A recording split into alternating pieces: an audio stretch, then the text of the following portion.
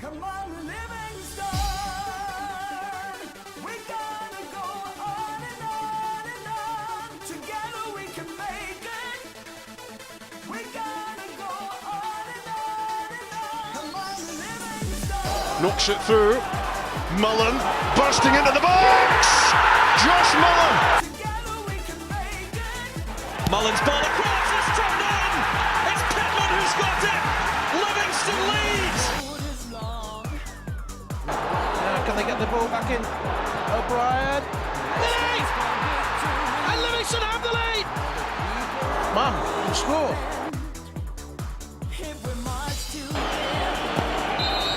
The full-time whistle blows and David Hayes celebrates!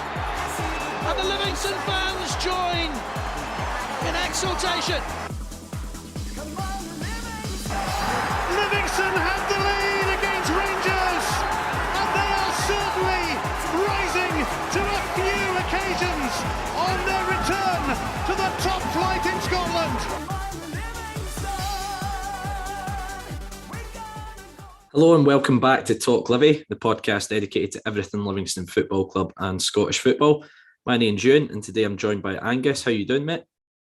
Not too bad. A strange week for our club that we're going to dive into. Some positives, some very lows as well.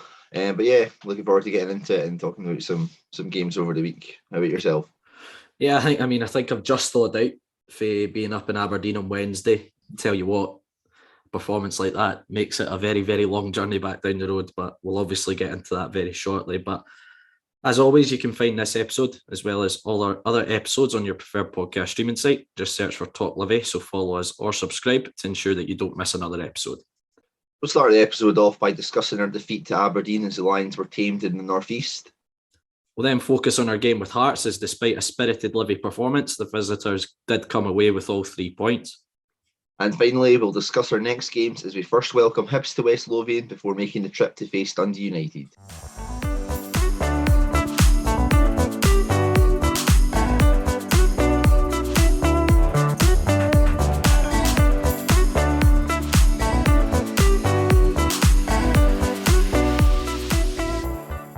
On a freezing cold Wednesday night at Pittodrie, the Lions were tamed by the sheep as it proved to be a comfortable 2-0 win for the hosts. Angus, it was a pretty disappointing night all in. What was your take on the game? I think disappointing's putting it very tamely, in all honesty. Kind of issue with, kind of doing these podcasts a wee bit later after midweek games is, you can put some games like this away in the back of your head. I also just kind of think that the performance in general did it itself. There was not really enough to, rant and rave about in all honesty. Just not at the races at all. Kind of reminiscent of, that Hearts game at Tynecastle. Everybody's kind of saying it's the worst performance of the season, essentially, which is really strange coming off the back of, a very spirited performance against Rangers and that. So, yeah, very disappointing to, go up there and kind of go out without a whimper, no shots on target, kind of making it easy for Aberdeen to play around them. And to be fair, we did talk about before the game that, we did think that Aberdeen, they do have that quality to, punish us and whatever. And, fair play to them for doing so. But yeah, it's not ideal, can't afford to give like players like Hedges not that much time to run into the box and, pick his spot. Going down to 10 men certainly doesn't help as well. Jackson Longridge getting 2 bookings and getting sent off. A player who is kind of coming back from injury, waiting to get back into the starting 11, kind of to make a statement for the claim for his place in the squad. Didn't really do it.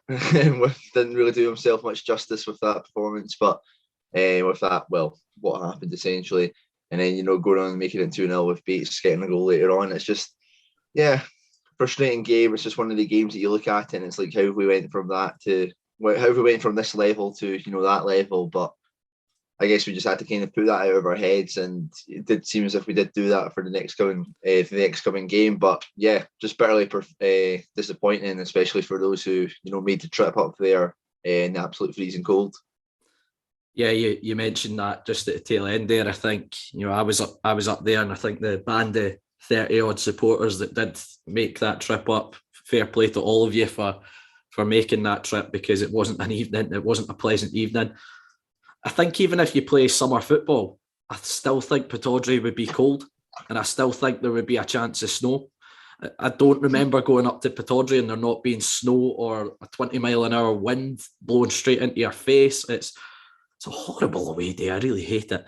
And I think it's partly because we keep getting it midweek as well. But midweek in December. Yeah, exactly. So I think that probably that's moulded my opinion of Pittodrie as an away day. But look, it was a rubbish performance. Let's put it bluntly, it was a rubbish performance. I think the first half we showed Aberdeen far too much respect. Now let's take into account before the ball was kicked, Aberdeen were 2 points above us in the league. It wasn't like they're in Hearts' position, for example, pushing towards the top end of the table. They were only a couple of points ahead of us, and when we played them early in the season, we showed them very little respect, and we should have came away with a result. And I think we did show them far too much respect. Brown and Ferguson were given the freedom of the park to run the midfield. I do think Aberdeen's front four, the rotations were really good. Hedges, played very wide, as did Watkins, but Jet would come off the right-hand side and then go up top. Ramirez would drop in as well. So they made it quite difficult for us in their rotations, but it just frustrated me that we showed no urgency to press the ball at all. And as I say, if you give good players like Ferguson and Brown the opportunity to just dominate the game, they will. And that's exactly what we did. I mean, they had a couple of warning shots before the goal eventually came. Brown had an effort that went wide. I think we got away with one with a penalty claim, Wamionga as well, for handball.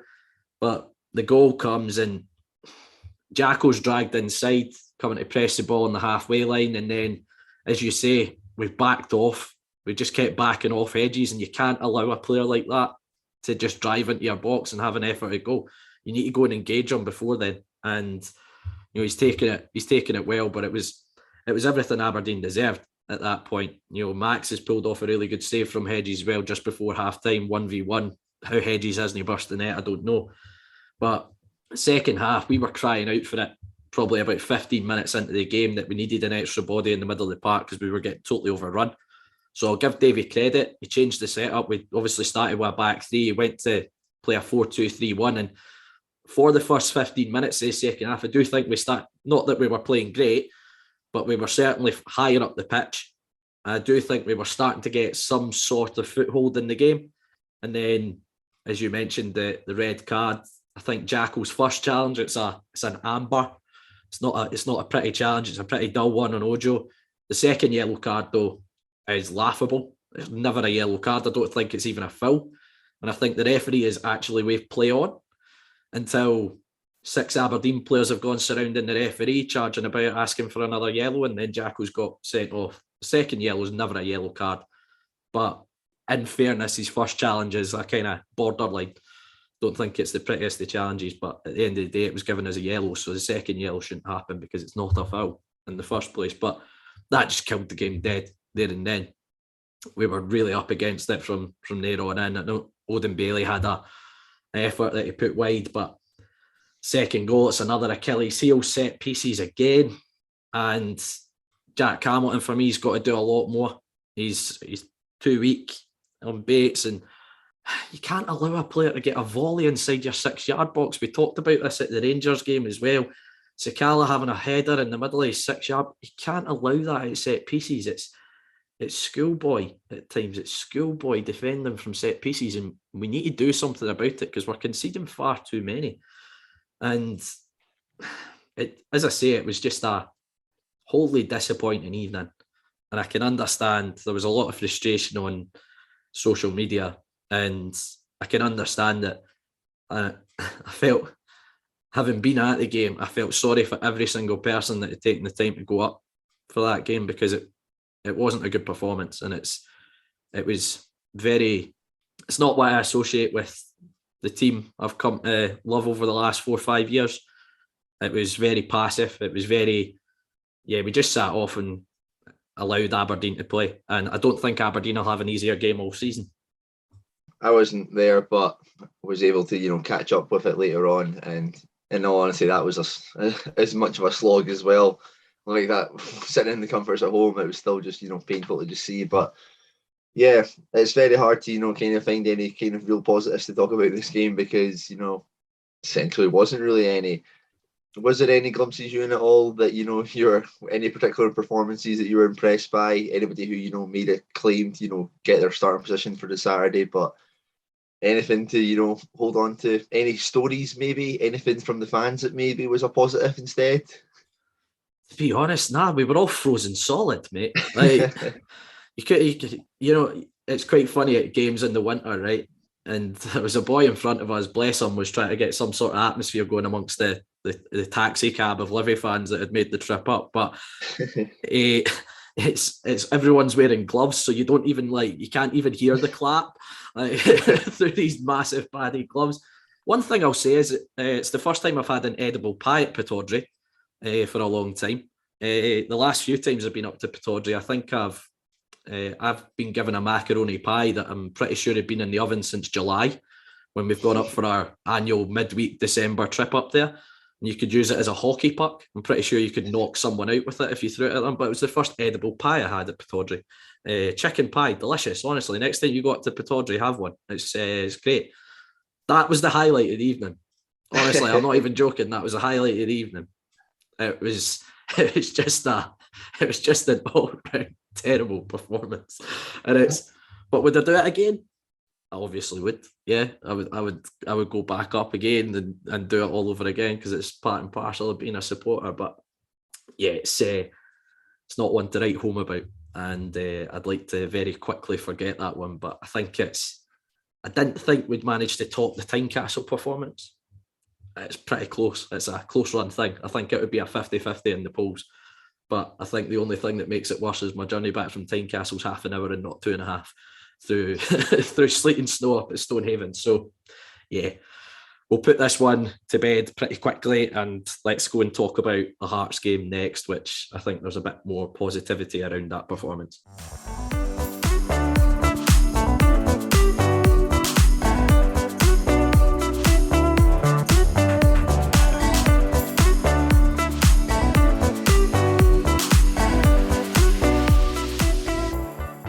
Hearts made the short trip along the M8 on Sunday, looking to continue their fine start to the season.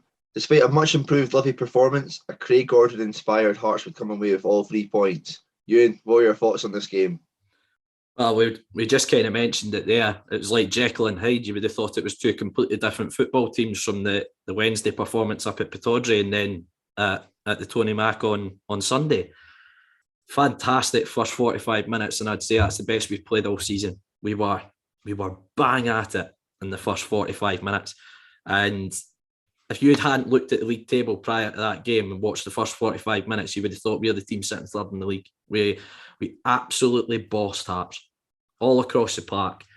The 3 in the middle of the park, obviously we changed our shape, went to a back 4 and 4-3-3 again, which we have played for the vast majority of the season. Holt, Omiyonga, McMillan in the middle of the park were, first 45 minutes, they were sensational. Well, to be totally honest, they showed great bite in the middle of the park. They were aggressive in their pressing. And again, I talk about it. That's what I come to expect of our team.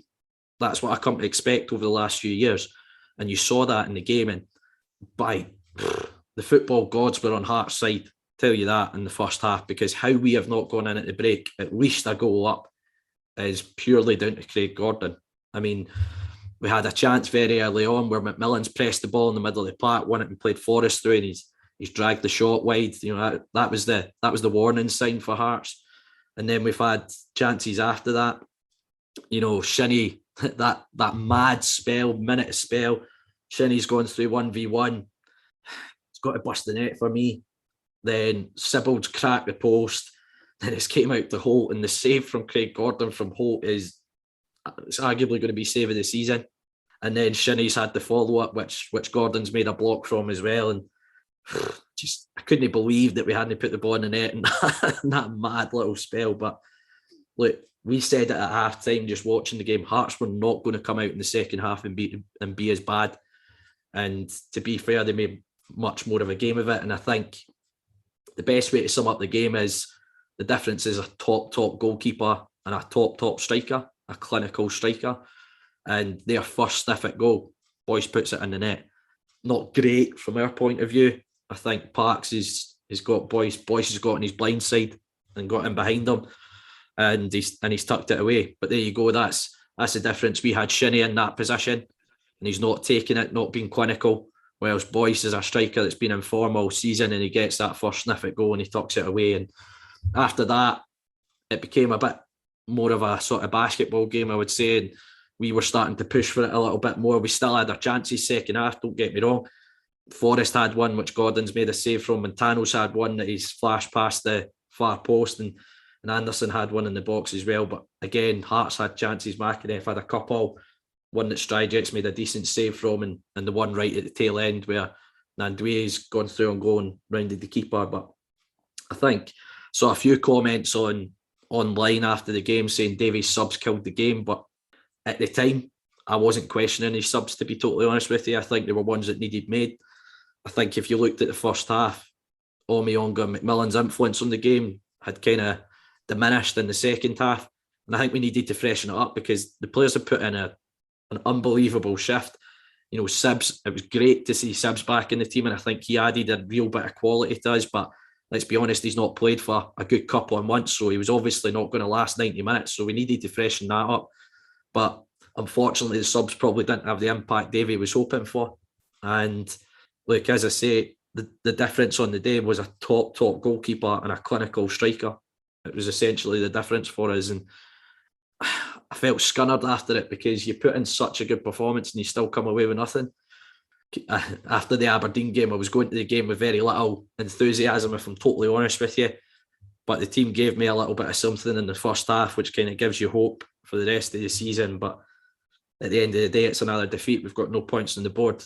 But hopefully, with this busy run of games, we've got another couple of tough games, which we'll obviously go on about, Angus. But hopefully we can take the positives and show more of those sort of displays. Because if we show those sort of displays for the rest of the season, we'll pick up points. I'm certain of that. But we need to start showing a bit of consistency in how we play and getting that pressing game back into the side. Yeah, that's absolutely true. The kind of consistency of how we're playing is kind of doing us quite a lot. We're seeing instances of one game. It's like, right, cool. It looks as if we're getting onto some sort of like playing style again. It looks as if we're getting a wee bit of momentum. Then the next week we produce a performance. It's just a shadow of it. But yeah, the game just absolutely just screams. It just wasn't your day. I mean, that minute flurry that you've just talked about there with Shinnie, Sibbald and Holt's chances. If you're not going to score in the moments, then you're just destined not to, because it's unbelievable. A glorious chance for Shinnie. Yeah, I think he should lift it over Gordon just anywhere other than where he puts it, and it's probably a decent chance. At least make him make the save with his arms or that, if he's outstretched or anything like that. You've literally just hit him right in the chest essentially. Ball comes out to Sibbald cracks the post, and then that save for Holt. It's absolutely incredible, and it's why Craig Gordon, is still being lauded as Scotland's number one and potentially the best goalkeeper in the league. The performance as a whole, and yeah, you're spot on about the substitutions as well. People can complain about it. I see a few people sitting moaning about certain players are coming off or certain players not playing. Too many games with too small a squad right now to have our best 11 playing every time consecutively. I've seen it, for example, with Bruce Anderson. It's like he is essentially our only striker. Jack Hamilton's in and out of the squad, never mind just the team. Fitness issues must be a problem there. Tannadice doesn't really seem to be getting much of a fancy, and Shinnie seems to be the one who is the second choice striker, and he's not a striker. But yeah, likes of McMillan, likes of Sibbald, playing in the middle of the park against a decent Hearts side. They're not going to be able to do that just straight away after coming back from injuries or lack of game time as a whole. But yeah, we've just got to take the positives from that performance and bounce away again. I mean, we've got Hibs coming up, we've got Dundee Utd coming up. Do you think there is a concern though for us to have that we've had these decent performances and the points aren't coming in? We've seen lately that Dundee have managed to scrape some points. I think Ross County are playing much better than what the table dictates. Do you think that's concerning, considering we've now dropped down to 11th because of that? Is it only a matter of time if Ross County were to beat St Johnstone in that game in hand that we'd end up at the foot of the table? It's obviously a concern, but I've said it, I've preached it since the start of the season. I always thought this season was going to be a scrap for us. from the get-go, just because of the turnover of players we had in the summer. And reality is, when you're a team with the lowest budget in the league, our predicted position is going to be 12th. Let's be honest. So for this football club, 10th place and above is success. Even if you finish 11th and stay up in the playoffs, it's success for this football club at this level.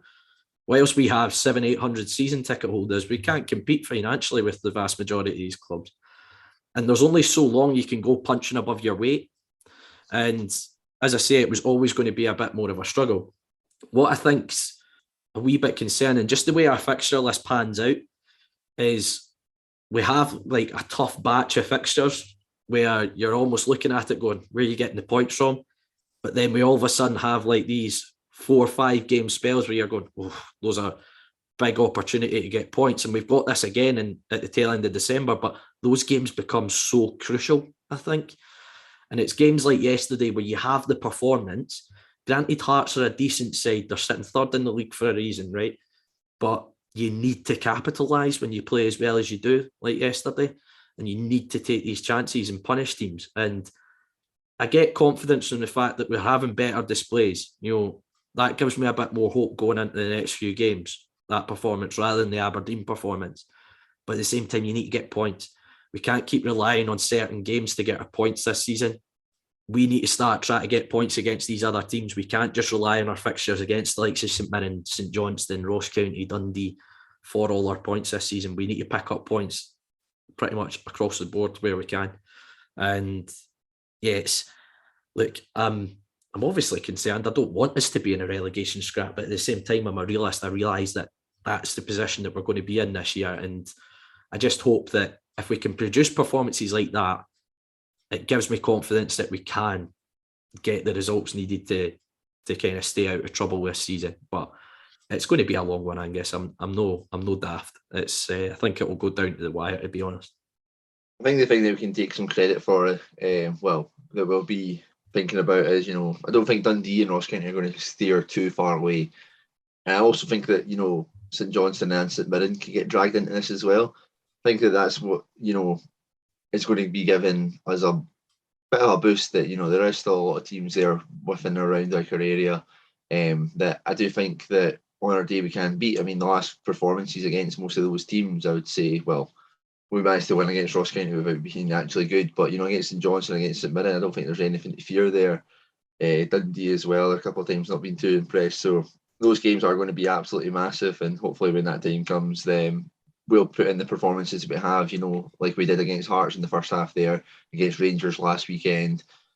Hopefully that kicks off again with the Hibs game midweek, which we'll just probably go to talk about now, I guess.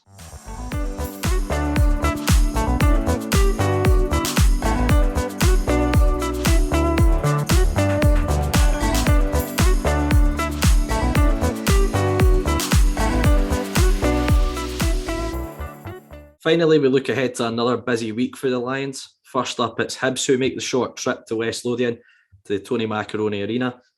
I guess, how do you see this one going? Obviously, we'll have a bit of deja vu. It's the second time we've previewed this one since Hibs started faking COVID tests because we were in a bit of form at the time. But how do you see this one going? Hibs are just a strange team, aren't they? You know, everybody keeps on saying on Twitter right now, it's like, oh, if you're a team who's struggling right now, you know, you need a wee bit of a boost. The perfect team to play is Hibs. And it seems to be relatively true. I think they've lost something like, it's like 6 out of 7 or 7 out of 8 of the last, you know, Scottish Premiership games.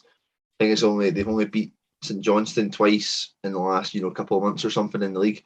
But then obviously you look at, you know, that League Cup semi-final performance against Rangers, and you can really see, you know, the damage that they can cause. So it's always like a strange one with Hibs, because on their day, they're a team who can, you know, punish you. Nisbet and Boyle are the prime example, like two great players who, you know, can get goals out of nothing. But then, you know, you look at the back line and it's fragile. There's a mistake in there. I mean, Porteous has, you know, been in the headlines a number of times, you know, not only for, you know, kind of the controversial challenges or whatever, but just for genuine mistakes in that as well. And it wouldn't be the first time that he'd made a mistake against the Zyler.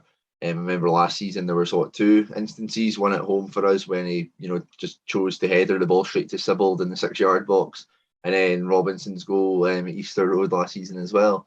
So it's a very, very peculiar one because I want to kind of go and say, yeah, we can go and take the game to them, but you never know what Hibs side's going to show up. And in all honesty, maybe it's a wee bit of cheek from us as well, saying that when we're not entirely sure what Livy side's going to show up. We need to play like we did against Hearts. If we play like we did against Hearts in that first half, I'm very confident that we will score a couple of goals. Don't think Hibs have that kind of stability that Hearts do. I don't think they've got nearly as good a goalkeeper as Hearts do. They probably won't like me saying all this stuff that Hearts are better than them at, but it's essentially the truth. And I think you'll find a lot of Hibs fans who'll find it hard to disagree right now that they're in a wee bit of a slump under Jack Ross, which led to a couple of people not being too happy with his tenure as manager right now. But I think it sets up quite an interesting game. Two teams who can be calamitous at the back, I guess. There could be like holes in there. Just hopefully this time round we've got the quality up front to punish them, because they certainly do so, and I don't want it being a repeat of Sunday, I guess. Yeah, as you say, Hibs are a bit of a Jekyll and Hyde side, aren't they? As you said, there's been some pretty poor performances in the league, but obviously they can turn it on. You look at the League Cup semi-final being the prime example of that. So, they're a dangerous side. We obviously, every time we talk about Hibs, you talk about Boyle, Nisbet being the main threats. But again, every time we talk about Hibs, we talk about their frailties as well. And, as seasons gone by, I always fancied our chances against Hibs because I felt it was like the perfect mismatch for them. We were a really aggressive team in the middle of the park, and I don't think Hibs enjoy that side of it. Albeit I think under Jack Ross, they have been a little bit more pragmatic. But see, if we were to go and put in the display as you say, that first half display against Hearts, I think that's the recipe to beating Hibs. Just being really aggressive across that kind of middle third of the pitch. And I don't think they'll relish coming to our place if we're in that vein of form. But as you say, as much as we've said, Hibs are a bit of a Jekyll and Hyde side. We are as well, Angus. The last week has proved that in abundance. So, it's an interesting game, but I think it's a really, really important game for us. And I think it's a game we really need to look at targeting 3 points because, as we've said, Hibs aren't in the best of form just now. I think they're 6 points above us in the league. So it's not like they're miles and miles out in front of us. We're capable of getting a result against them. We need to go back into the mode of stop caring about what other teams are doing, focus on what we can do to hurt the teams. And we need to go into the game with that same mentality we did against Hearts. Pressing every ball, nicking in for every 50-50, getting something on the ball, being aggressive in the middle of the park.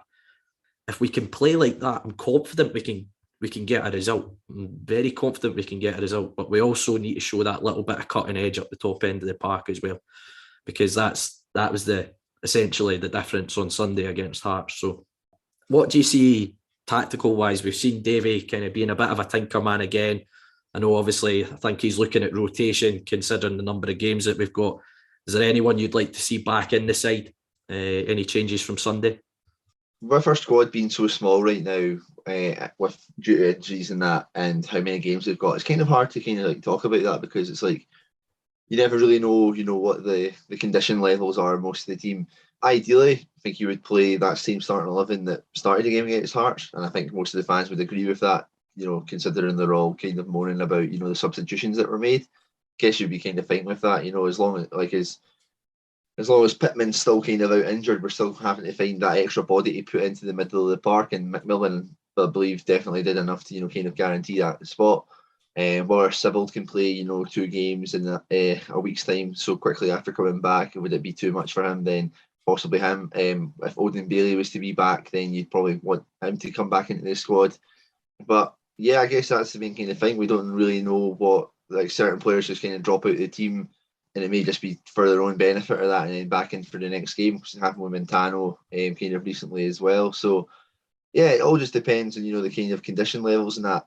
I guess it's similar as we could do, for as the same starting 11 that started against Hearts. I would probably like to see Bailey coming in, for that extra wee bit of quality up front, who can probably punish teams if he gets a chance to do so. But other than that, maybe Obalai can come back in for Parks. Parks, didn't cover himself in glory with that goal, a wee bit of switching off. Oblai maybe just gives you that wee bit more solidity. He showed, he's earned a wee bit of plaudits off of Davy earlier this season. Obviously a very poor decision making from him against Celtic has, led him to being out of the team, but maybe this is a chance and he's matured from it and they'll, come back better and stronger. Yeah, I mean, I can't argue too much with that. What you've said there, Angus. I think same system will probably be deployed. I would assume we'll continue with a back four with that kind of tinkering to a back three. I'd like to see Anderson come back in because I think Anderson gives you that more natural nose for goal up top, and I think he can help stretch the game and again could cause the likes of Porteous a few problems. Yeah, it's difficult to predict our team week on week because we know Davey does like to tinker with it, and as you say, we've got a number of games this month, so he's needing to manage the squad, and we've obviously spoke about it in depth this season about kind of injury issues and things like that. So, it's a difficult one for us to predict in terms of the starting 11. But I'll come to you for a prediction then. What do you think for Wednesday night? Are we going to get a positive result, Angus?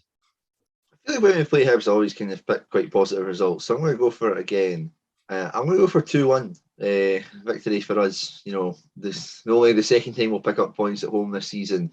But yeah, I just get a good feeling. They're in poor form. That first half performance is giving me a wee bit of joy.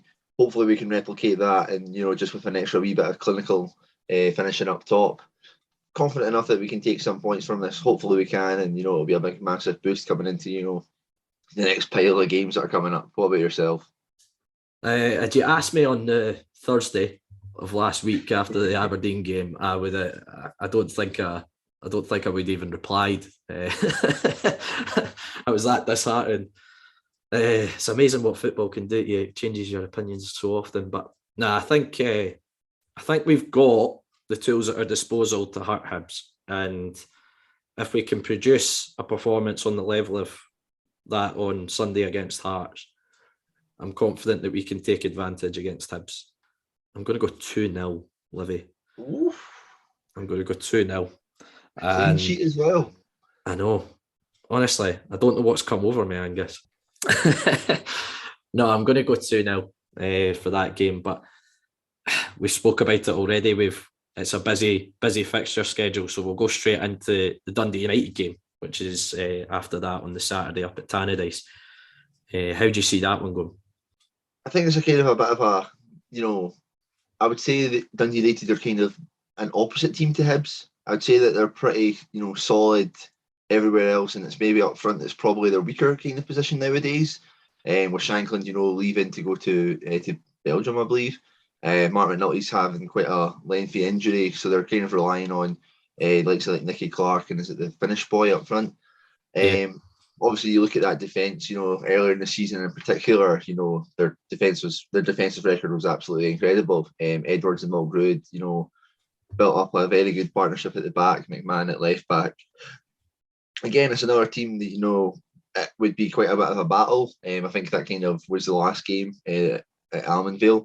A performance that I thought we were actually playing pretty well until that sending off kind of killed us a wee bit, where we just had to kind of plough away. We couldn't really focus too much on attacking, but I think that we did enough in that game that merited us getting a point from it. I don't ever really think that our games against Dundee United are that exciting, but hopefully going away to Tannadice, following hopefully a good result against Hibs, we can go and do something there. Our away record is much better than our home record as well. So maybe it's another instance where we'll pick up points out of nowhere. But again, it's a hard one to talk about considering how inconsistent we are. We could easily be talking about a great performance against Hearts, a great performance against Hibs, and then we could go up to Tannadice and it could be the complete opposite again. Again, in terms of like team selection and that, who can play 3 times in a week, 2 times a week. So it'd be an interesting one to see what happens. Yeah. I don't think Dundee United are a team, who we should massively fear. I think that showed in the last game that we played at home when we had 10 men. I don't think they caused us an abundance of troubles. I think, they had like a good chance that Striek had to make a decent save for, but they weren't exactly battering the door down, and they were forced to take shots from about 40 yards that weren't really troubling. It's always hard predicting these games, that are after another game, because you don't really know what has happened prior that will set you up for this one. Yeah, Dundee United, I mean, we spoke about it last time we played them, that they have improved vastly on last season. I think they saw it in glimpses at the game at Livi that they certainly moved the ball a lot better. They're a bit more on the front foot, a bit more attack minded, but as you kind of touched on, maybe don't have quite the cutting edge to kind of match it up.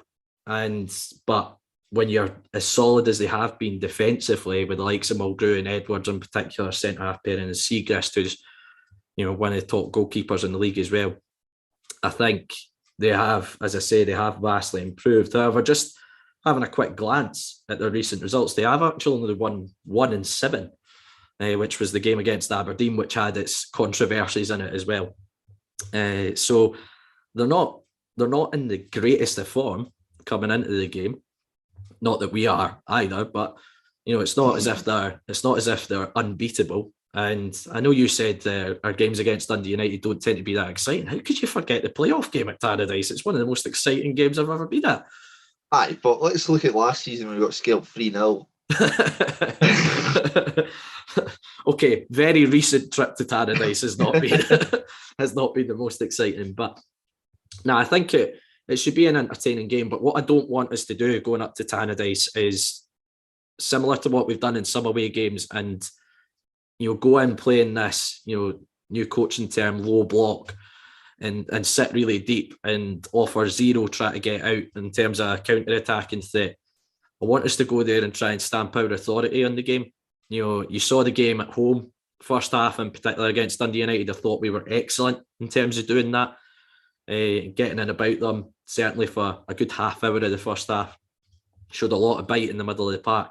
That's what I want. I don't want us to go and start sitting off them and allow them to play, because you're just inviting it for the rest of the game. We need to go there and try and stamp our authority on the game instead of thinking about what they're going to do. And I think if we can do that, we are capable of getting a result against them. The likes of St Johnstone have gone there recently and got a result. Ross County have got a result against them recently up in Dingwall, drew with them. So as I say, they are a much improved side than last year, but they're also not they are beatable. So I think we are capable of going there and getting a result. Our away form's actually been better than our home form, but some of our worst performances have been away from home, just in the way that we've approached some games. So, we're very difficult to predict these days. I don't know how I've got so many points on the prediction league this year, to be honest, because it's been pretty tough. But yes, it's going to be a tough game regardless. But what you're hoping is that the next couple of games, as tough as they look on paper, we can try and get positive results and give us a bit of momentum going into that more favourable set of fixtures coming to the tail end of the year. But how do you see this one going, Angus? I know it's crap doing these predictions when you've got a game still to play before it, but how do you see this one going? Try to remain positive. Going to go in with the mind that, we just came off of a 2-1 victory against Hibs. Port just has sliced one, and we've got through. Going to Tannadice. I'm just coming back to a draw, in all honesty. I'm going to go for a 0-0. I feel like it could be like a real, just kind of like a battle, with a kind of a wee bit of like a lack of quality in terms of finishing and that. I would take a point away from home right now, in all honesty, just to get some kind of momentum again, spirited performance. A clean sheet would be great for us, I think. But yeah, I'll go for a 0-0 draw. I'm going to go similar, but I think there'll be a couple of goals in it. I think one each. Again, I think it's going to be a bit of a battling display, or certainly what I'm hoping for, is a battling display away from home, and hopefully we can get a positive result. And as I say, turn a corner off the past few defeats on the bounce and get a bit of momentum going into the tail end of the year, where, let's be honest, our fixtures that could make or break our season. So let's hope we can get a positive result up at Tannadice.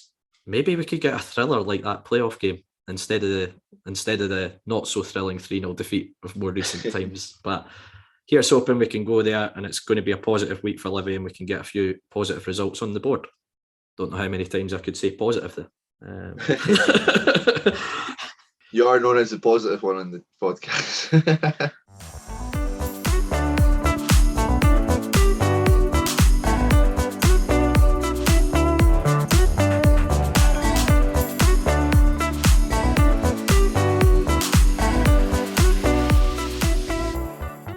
That's it for this week's episode of Talk Livi. Thanks again to every single one of you for tuning in week in and week out. If you can, we'd love to hear your feedback. Either leave us a review on iTunes or simply message us on Twitter, Facebook or Instagram.